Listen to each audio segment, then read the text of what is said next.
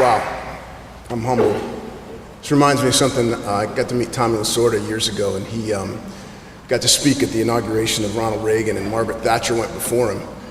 And he listened to her speech, and he thought, I can't say what he said because my kids are here. And he gets up, and he says, ladies and gentlemen, she stole my speech and walked off the stage. I don't know what else I can say. You guys who made those comments, the checks that I promised you will arrive in the mail shortly, so thank you very much. I have a lot of people to thank. My mom, my dad, first and foremost. My mom, bear with me, 6 weeks ago passed away from complications related to ALS. And she was strong and tough, and my dad, strong and tough and kind. And I learned so much from both of them. I'm still fortunate to be able to learn from my dad, who's still with us and here tonight. So strong and courageous. I remember the VMI game that's been talked about a couple times. It was 2 days after Roanoke. Big game, crosstown rivals, as you heard.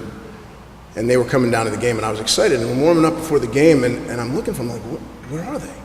And I'm looking all through the stands, and I can't find them.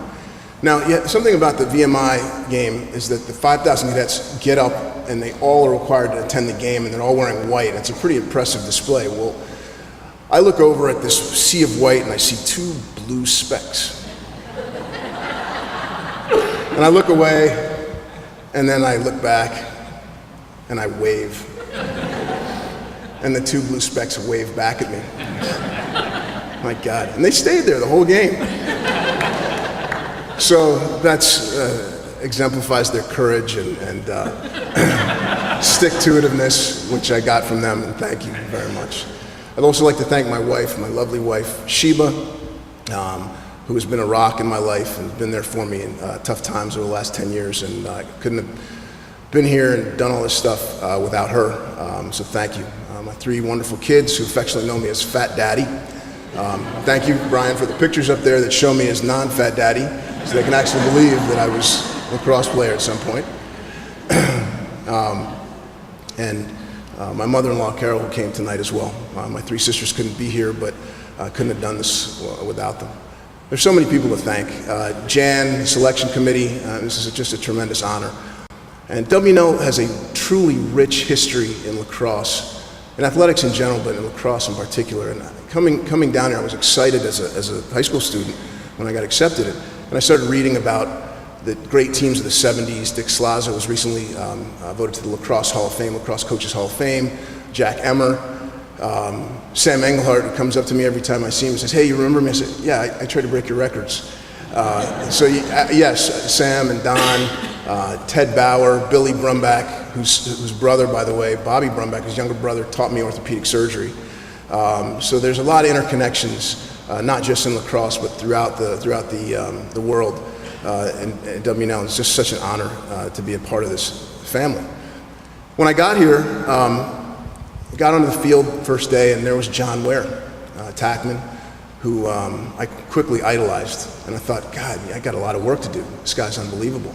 And there were people like John that I learned from by watching their example. And then there were other people like Reed Campbell, the Hall of Fame class of 2012, that I learned a lot from because they made me look bad every day. Reed would strip the ball and then come, and I don't think he understood how painful it was. After he stripped the ball, he'd come and be nice to me. I was hoping that he'd be a jerk, but he'd actually come by and says, hey, you got a lot of potential. But Reed would never let me stop. And I have to credit Reed Campbell with a lot of what I learned and for helping me be on this stage today. And so then when I thought I was humbled, came Jim Stagnita.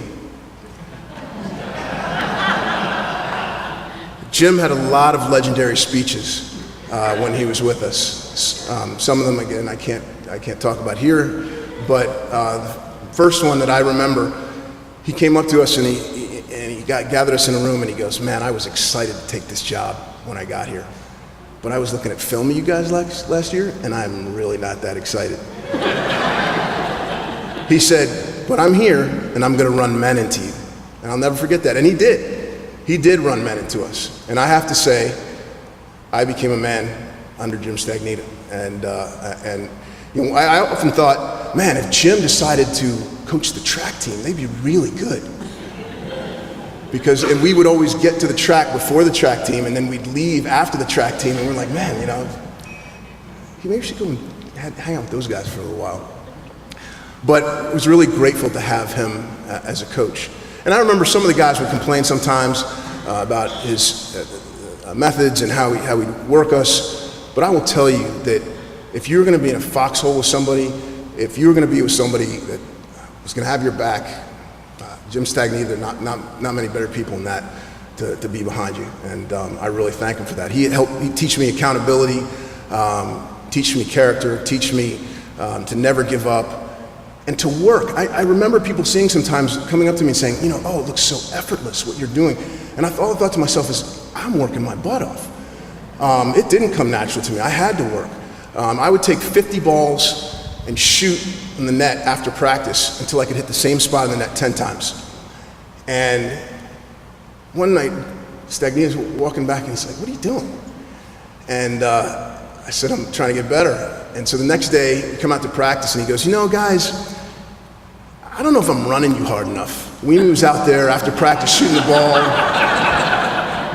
So we're gonna run some more sprints today, and the guys are looking at me like, oh, Wiemi.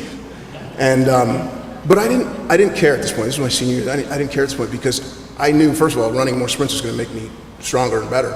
But I also cared about the guys next to me, and I knew that I wanted to be the best I could be. And I really devoted my senior season, put in the time, and was really blessed to have some pretty good results. And that team was special my senior year. We played Ohio Wesleyan in the quarterfinals, and we were pretty good underdogs. I don't think anyone really knew what to think of us. But we came together as a team and we lost 8-7, and I'll never forget, like 30 seconds left. I'd had a couple goals. I had a tough time with the defenseman because he was left-handed. I wasn't used to the checks he was throwing, and once I got adjusted, I scored a couple times. But then at the end, I had a wide open shot, and it was one of those shots that I'd practiced with the 50 balls, and I let it go, and I was like, this is going in, and my hands are going up, and all of a sudden I heard ding! And I look over, and the ball had hit the butt end of the stick, and it popped out of bounds. Or it popped up and landed on the ground, then I kicked it out of bounds just to make matters worse. It kind of felt like the Nationals game last night. You guys got a chance to see that. And, you know, I couldn't stop thinking about the game for about 6 years. But, you know, time heals all wounds, and eventually it started to fade. And what I realized was, what a great moment. And I couldn't have done it without my guys. I would not be here right now without my guys. And, you know, I love seeing the 2007 women's tennis team, you know, the whole team being here represented, because I couldn't have been here right now without Josh Levinson kicking my butt, making sure that, when I was down, to say, come on, let's do one more one-on-one. Josh was a great player. John Hunter, Dave Schimminger, tirelessly hustling for balls, making sure that they got the ball down our end so I had a chance to score. Brian Murtaugh making saves.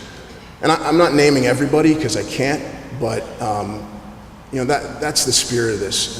And I'm grateful for my teammates. I'm grateful for everything in the rich history of WNL lacrosse.